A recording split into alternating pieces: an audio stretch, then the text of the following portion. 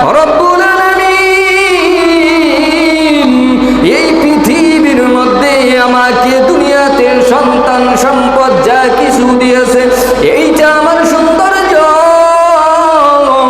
আর এই সৌন্দর্যের পিছনেই যদি আমি পাগল হয়ে যাই, আমার মতো বোকা এই পৃথিবীর মধ্যে আর কেউ হবে না। বলি নাউযুবিল্লাহ। পৃথিবীর সৌন্দর্য তুমি নিজ সম্পদ মনে করো না, এই পৃথিবীতে যা কিছু আছে এইটা তুমি নিজ সম্পদ মনে করলা। এই নিজ সম্পদ মনে করার কারণ এই পৃথিবীর মধ্যে থাইকা তুমি যদি তোমার আখিরাতের জন্য কিছু কইরা যাইতে পারো, তাহলে এইটা হবে তোমার মূল। এই মূল জিনিসটা তুমি কবরের মধ্যে নিয়ে যাইতে পারবা, নচেত তোমার কবরের মধ্যে কোনো প্রকারের শান্তির কোনো কিছু তুমি নিয়ে যাইবেন। এই পৃথিবী হলো আমার রাজত্ব।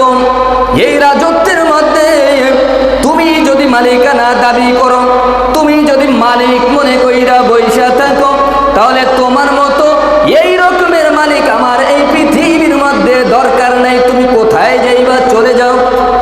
বলুন, কোথাও যাওয়ার জায়গা আছে? কোথাও যাওয়া যাবে? এই পৃথিবীর মধ্যে বাংলাদেশ, ভারত, পাকিস্তান, আমেরিকা, চীন, জাপান, লন্ডন, যেই জায়গায় বলেন না কেন, সব জায়গার মালিককে বলুন আল্লাহ। তো সুতরাং পৃথিবীর মধ্যে যেই জায়গায় যাইবেন, ওই জায়গাটাই হলো আমার আল্লাহর। আর এই পৃথিবীর বাহিরে আপনি চলে যাইবেন, ওই জায়গার মালিককে আল্লাহ। আল্লাহ। কেননা এই পৃথিবীর বাহিরে যাইবেন, সেইখানের মালিকও আল্লাহ।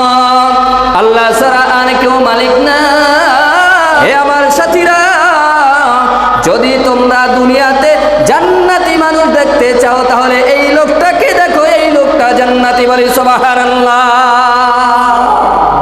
তাহলে এইভাবে করিয়া মরণ পর্যন্ত অটল যদি থাকা যায়, এই অবস্থায় কবরে যদি যাইতে পারি, তাহলে অবশ্যই আল্লাহ রাব্বুল আলামিন আপনার আর আমার জন্য মুক্তির ফয়সালা করে দেবে ইনশাআল্লাহ। সবাই রাজি আছি না? আল্লাহ তাআলা তৌফিক দান করুন, বলে আমিন। ওয়া আখিরু দাওয়ানা আলহামদুলিল্লাহি রাব্বিল আলামিন। যারা সুন্নাত পড়ে নাই, সুন্নাত পড়ে নেই।